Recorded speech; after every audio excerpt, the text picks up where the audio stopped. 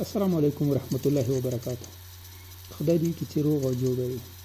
ډېرو درنو محصلینو او کتونکو، په تیرو درسونو کې موږ تاسو په B2C چیلنجز باندې خبرې کړې وې چې په هغه کې موږ تاسو د فولفلمنت چیلنجز او پرایسینګ چیلنجز ورسره د پیمنت چیلنجز وو. نن ورځ درس موږ تاسو B2C business and CRM ده. درنو محصلینو او کتونکو، CRM د کسټمر ریلیشنشپ منیجمنت په نامه CRM د کسټمر ریلیشنشپ منیجمنت هغه لنډیز راخسته شوی ده یا شارټ کټ ده. یاد ولرئ چې هر بزنس بدون د CRM څخه یا کسټمر ریلیشنشپ منیجمنت څخه نشي کولای خپل اجناس او خدمات په ښه ډول وپلوري، یا بدون د کسټمر ریلیشنشپ منیجمنت څخه نشي کولای چې خپل ګټه اعظمي کی، یا هر سازمان پروفیټ اورګنایزیشن چې دی دا بدون د کسټمر ریلیشنشپ منیجمنت څخه نشي کولای چې خپل سیلز اعظمي کی. نو په دې اساس هر سازمان هغه که خدمات عرضه کوي او که اجناس عرضه کوي، دوی باید د خپل کسټمر لپاره د خپل کسټمر سره دوی باید ډیر ښه ریلیشنشپ ولري، او دغه ریلیشنشپ د دې سبب کیږي چې یو کمپنۍ یا شرکت خپل اجناس او خدمات په ښه ډول وپلوري. د کسټمر ریلیشنشپ منیجمنت د کسټمر له ویو څخه هم ډیر مهم ده، ځکه کسټمر خپل د کسټمر ځان د کمپنۍ لپاره والیوبل کسټمر ورته ښکاري، او کله چې کسټمر ریلیشنشپ منیجمنت ویک وي نو هر کسټمر د داسې فکر کوي چې زه والیوبل کسټمر د دې سازمان یا د دې شرکت یا د دې تصدی لپاره نه یم. همدغه ده چې له همدې نقطې نه کله چې دوی دا احساس کوي چې زه والیوبل کسټمر نه یم، له همدې نقطې څخه د دوی په معاملاتو کې د کمښت سبب کیږي، او دغه معاملات نزولی شکل غوره کوي چې ورځ تر بلې د دغو معاملاتو د کسټمر او د کمپنۍ د شرکت ترمنځ معاملات کمیږي، چې پایله یې د سازمان لپاره د عوایدو کموالی، د سیلز کموالی او د ګټې کموالی سبب کیږي. Customer relationship management aims to track the analysis of all interaction of the firm with the customers to optimize sale, customer effectiveness, customer satisfaction, and customer loyalty. دلته وګورئ تاسو موږ یو څو اصطلاحګانې راخیستې دي. optimize sales volume، که چیرې موږ تاسو د کسټمر سره د رابطه یا د کسټمر سره ریلیشنشپ په ښه درست او په ښه ډول باندې مدیریت نه کوو، یا د دې لپاره چې د کسټمر سره ښه روابط ونه لرو، دا د دې سبب کیږي چې موږ په سیلز کې کموالی راځي. د کسټمر په مؤثریت کې کسټمر افیکټیونس کې کموالی راځي، او ورسره کسټمر سټیسفیکیشن. څومره چې د یو سازمان د کسټمر سره ښه ریلیشنشپ ولري، یو هغومره د کسټمر له غوښتنو څخه د کسټمر له ډیمانډ څخه ځان خبرولی شي چې دی په کوم کیفیت، په کومه کوالټي باندې جنس یا خدمت ته ضرورت لري. نو په همدې اساس که چیرې زموږ او تاسې کسټمر ریلیشنشپ منیجمنت ویک وي، کسټمر سټیسفیکیشن زموږ او تاسې کسټمر سټیسفیکیشن نسو کولای، او که د دې سره د کسټمر لایلټي مین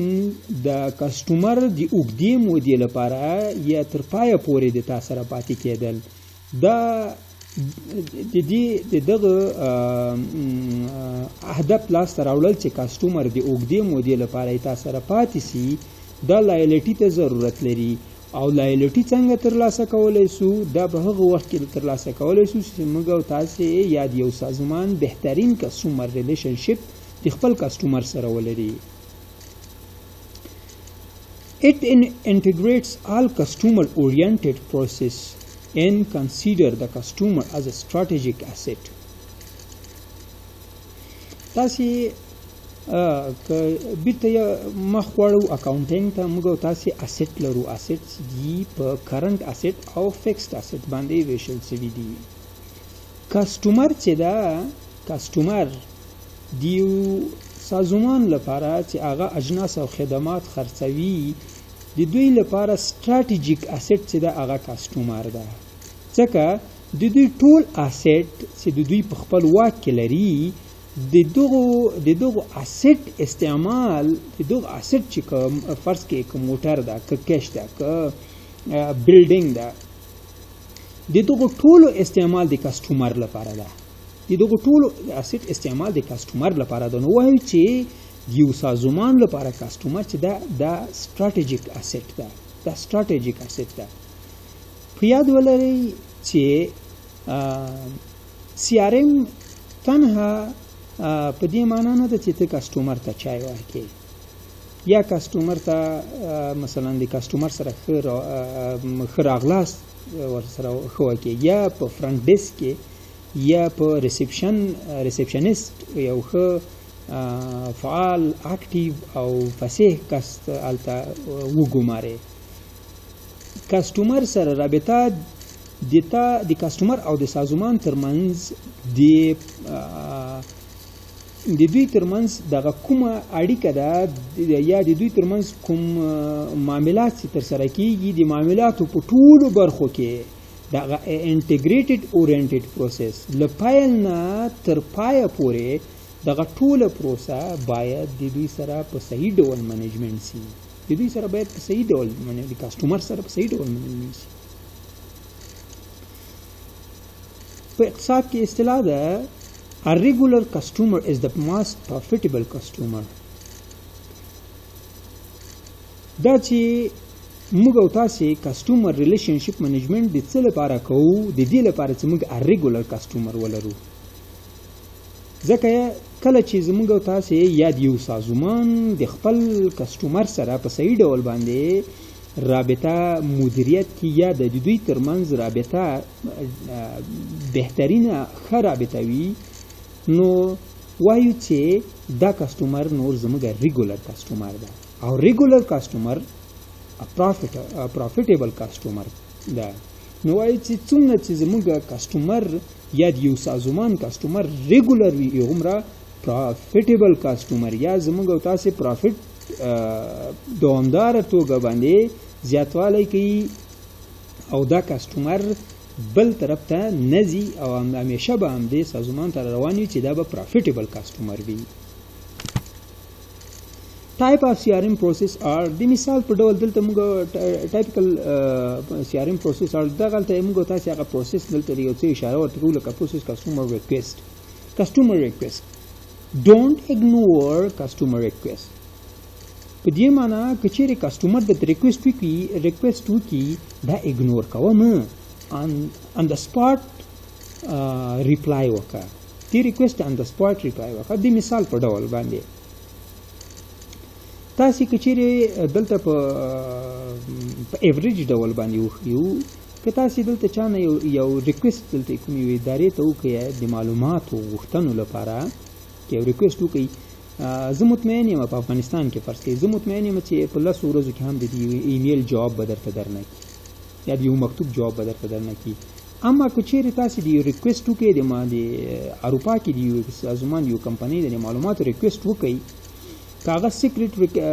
ډاټا نه وي نو مطمئن یم چې تاسو ته په یو ورځ کې جواب درته درکوي. او که چیرې سیکرټ ډاټا هم وي ولې په یو ورځ کې به تاته د بخښنې ایمیل درته جوابوي چې بخښنه غواړو دا ډاټا سیکرټ ډاټا ده. informed customer solve problems of customer. د مثال په ډول باندې د کمپلاین دلته وګورئ موږ ذکر کړی دی د کمپلاین باکس موږ لرو په هغه کې کسټمر کمپلاین کوي موږ تاسو باید هر د کسټمر هر کمپلاین ته رسیدګي وکړو او که چیرې ونه کړو دا به د کسټمر یا د مشتری هغه مشکلاتو ته موږ رسیدګي نه یې کړی که چیرې ته جنس تولیدوې د دې ریپیر سروس به ته هم کوې ریپیر اینډ سروسز به کوې که چیرې دغه خدمات ته عرضه نه کړې دغه کسټمر د اوږدې مودې لپاره تا سره نه پاتې کېږي د مثال په ډول باندې که ته ایر کنډیکشن تولیدوې جوړوې خرڅوې او د دې د ریپیر او اینډ سروس خدمات د سروس ته پرووایډ نه کړې د ریپیر اینډ سروس پرووایډ نه کړې کله دې چې خرڅ کړه د همغې ورځې نه د تا سره د کسټمر د تا سره رابطه ختمیږي ولې که چیرې یو سازمان یا یو شرکت د دې ریپیر اینډ سروس پرووایډ کړي د دوی دغه رابطه دوامداره ده او پروفیټیبل کسټمر به وي منیج کمپلاینس رن کسټمر لایلټي امپروومنټ پروګرام دا داسې لنډ مثالونه دي تاسو کولی شئ سرچ کړئ په دې هغه باندې معلومات راټول کړئ دویم چې دا د موږ تاسو د دویم ټاپک د نن ورځې هغه بي ټو سي سافټویر سیسټمز دي په یاد ولرئ چې موږ تاسو په بزنس ټو کنزیومر لپاره بزنس ټو کنزیومر ای کامرس لپاره موږ تاسو ځینې سافټویر سیسټم ته ضرورت لرو یو سافټویر ته ضرورت لرو چې هغه باید رن شي هغه باید موږ سافټویر باندې دا ترانزیکشن مخته یوسو کوم ډول سافټویر دی هغه سافټویر په دریو برخو موږ تاسو په مجموع کې په دریو برخو ویشو لومړی چې آنلاین شاپ یعنی ته کله چې سافټویر لري ته چې غواړې چې بي ټو سي بزنس مخته یوسې یا بي ټو سي کامرس مخته یوسې یو شرکت چې بي ټو سي کامرس الکترونیک کامرس مخته وړي نو دوی باید آنلاین شاپ ولري فرست اف آل آنلاین شاپ ولري په دې معنی چې دوی ویب سایټ باید ولري آنلاین شاپ ولري دلته بیا ما زه اشاره کوم چې تاسو نه ګډوډ نشي دویم چې دا آنلاین شاپ ترڅنګ به پریکیورمنت پلیټفارم په دا معنی چې ته اجناس او خدمات خو په آنلاین شاپ کې خرڅې دي آنلاین شاپ لپاره ته اجناس او خدمات یا لکوم جیرانی سي دی لپاره موږ پریکیورمنت پلیټفارم اپلیکیشن ته ضرورت لرو یا سیستم ته ضرورت لرو دریم چې د کسټمر ریلیشنشپ منیجمنت ته ضرورت لرو سافټویر سیستم ته کسټمر ریلیشنشپ منیجمنت سافټویر ته ضرورت لرو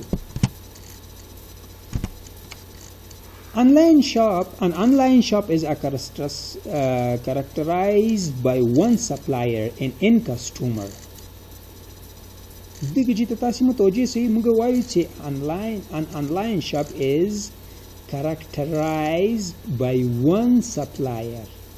supplier and end customer. یعنی دا معنی شاپ یو دا ولې کسټمر زیات دي Process and software are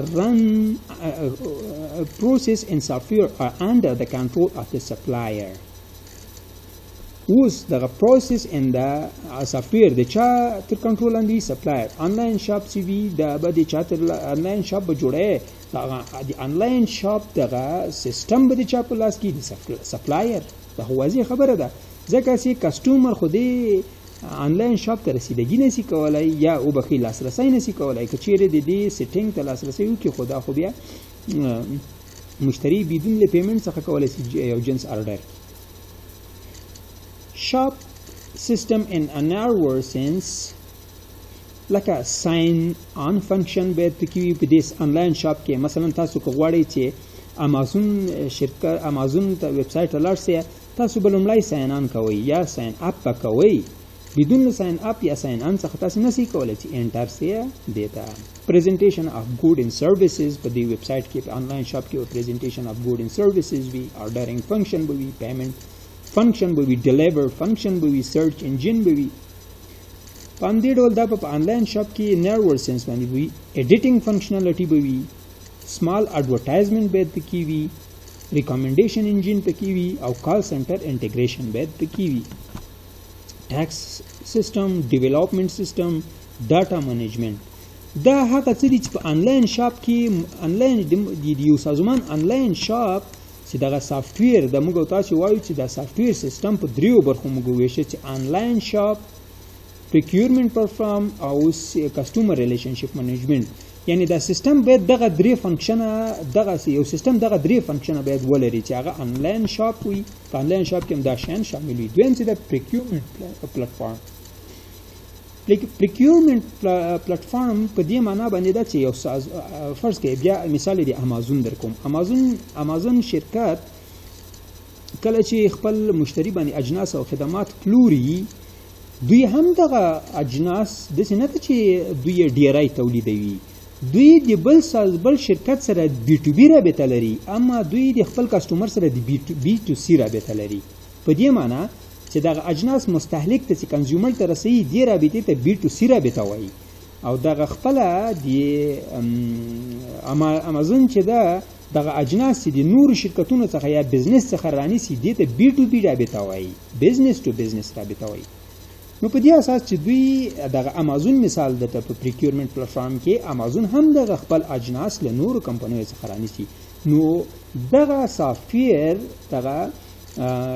بی ټو سی سافټویر دا خاصه باید ځان سره ولري چې د پریکیورمنت پلیټفارم هم پکې شامل وي. یعنی د انلاین سیستم له لارې ته خپل ځان دغه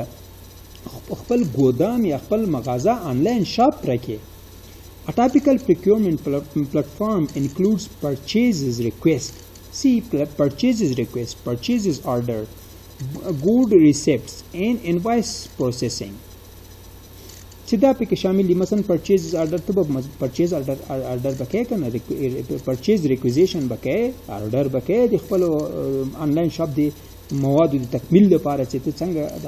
خپل مغازه تکمیلې ته څو پورې کسټمر ته نه دا ریکوست وکړي. A procurement platform is characterized by n supplier in one customer. اغل ترابطه کې موږ انلاین شاپ کې ان ون سپلایر او ان کسټمر. دلته موږ تاسو په پریکیورمنت کې بیا وایو چې ان سپلایر دي ځکه چې مختلف دي. ولې دغه سیستم چې ترن کې دغه سیستم چې ته د بی ټو سی لپاره کوم اپلیکیشن سي لري دی کې به دا اپلیکیشن په دریو برخو انلاین شاپ پریکیورمنت پلیټفارم په دې معنا باندې چې ته یو کسټمر یې، اما ډیر الته سپلایر ډیر دي، ته مجبور چې هغه مختلفو سپلایرو سره وغږیږي ترڅو دغه خپل جنس د خپل ضرورت جنس دغه په مشتری پلوري ترې واخلي. Objectives of the procurement system are د دې پریکیورمنت سیستم لپاره څه شی ده، ولې ضرورت یې څه ده یا مقاصد دي چې د reduction of price through centralization. په دې معنا باندې ده چې موږ د دې سیستم له لارې موږ وکولی شو دغه په قیمتونو کې کموالی راولو، reduction of prices through centralization. دویم څه ده minimization of procurement cost. که چیرې موږ تاسې دغه سیستم دا کوم سیستم چې د بی ټو سی لپاره کاروو دغه اپلیکیشن چې دا که چیرې د پریکیورمنت پلیټفارم ونه لري یا د پریکیورمنت برخه ونه لري نو موږ په فزیکل پریکیورمنت کوو دا به ویری کاسټلی وي مینټیننس ریکوایر ان اپریشن کاست چې دا به موږ تاسې منیمایز کوي او منیمایز اف ویر هاوس کاست. دریم چې د ویر هاوس کاست موږ تاسې ویر هاوس لرو نو که چیرې موږ تاسې اجناس او خدمات اخلو یا اجناس اخلو وبخئ که چیرې اجناس اخلو موږ د ویر هاوس ته ضرورت لرو، ګودام ته ضرورت لرو چې دا ګودام کو. اما که چیرې انلاین پریکیورمنت په دا سیستم کې وي کوم شی جنس نن ختمیږي په همغه ورځ باندې ارډر کوه نه وي د جنس بي ته به تا ته رارسیږي. دریم چې دا زموږ تاسې دغه اپلیکیشن چې دا هغه کسټمر ریلیشنشپ منیجمنت باید ولري. یعنی تاسو وګورئ په ځینې ویب سایټونو چې تاسو خلاص کړئ هغه ته اتوماتیکلی یو کوونج کې یو د آیکن خلاصیږي هلته درته وایي چې می آی هیلپ یو. دا کسټمر ریلیشنشپ منیجمنت ده. یا ځینې وختونه دوی پوښتنې هلته ذکر لیست کړي دي چې ته څه ډول پوښتنه لرې د ځان سره هغه پوښتنه باندې کلیک کړه ټول جواب درته درکوي بدون له دې نه چې تا سره مشتری په تماس کې شي یا وبخښئ د تا سره یو هغه د کمپنۍ کارکونکي تاسو سره په تماس کې شي. په سی آر ام باندې موږ تاسو مخکې بحث وکړو چې سی آر ام چې د سی آر ام اپروچ try to analyze data about customers history with a company. د یو سافټویر تاسو کچيري او سازمان غواړي چې بي ټو سي بزنس رن کی دوی باید دغه درې خاصه دغه درې برخه باید پکې ولري: انلاین شاپ، پریکیورمنت پلاتفارم، کسټمر ریلیشنشپ. اوس کچيري موږ تاسو لکه څنګه چې مخکې په ویل چې ا ریګولر کسټمر از ا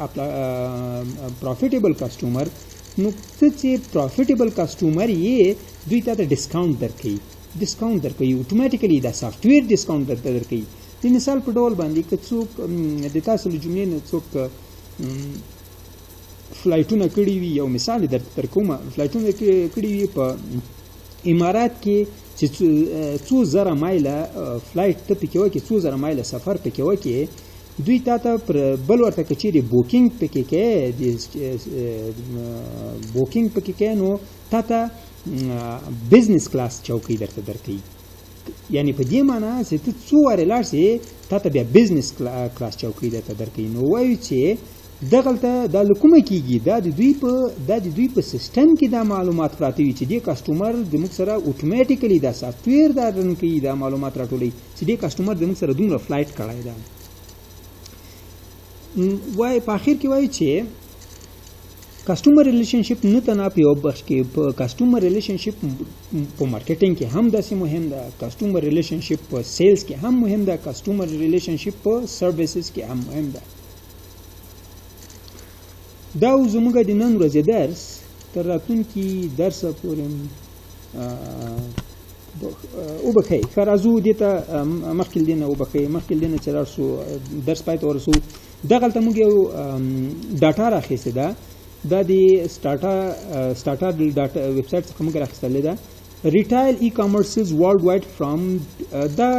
ای کامرس سیلز دی له 2014 نه تر 2020 پورې پیشبینی کړې وله 2014 دا 2015 ډاټا د حقیقي ده. دلته وګورئ 2014 کې دغه کوم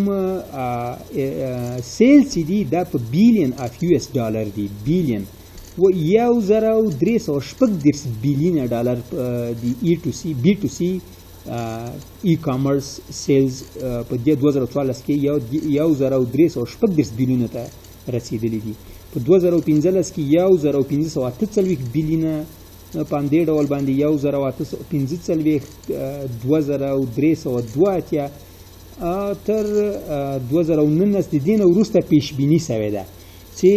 تر 2023 پورې به د بی ټو سی کامرس سیلز یا د بی ټو سی کامرس په ورلد په ټول دنیا کې دا به څومره 4520 بلین ډالر به وي. یعنی دغه بی ټو سی یا ای کامرس، الکترونیک کامرس یا الکترونیکی سوداګري ورځ تر بلې پراختیا کوي او داسې پیشبینی شوی چې په 2014 کې به د مجموعي ارزښت دغه سیلز د بی ټو سی سیلز مجموعي ارزښت په 4520 بلیون ته ورسیږي. دا د نن ورځې درس تر راتلونکي درس پورې په بخښونکي خدای سپارم. الله پامان.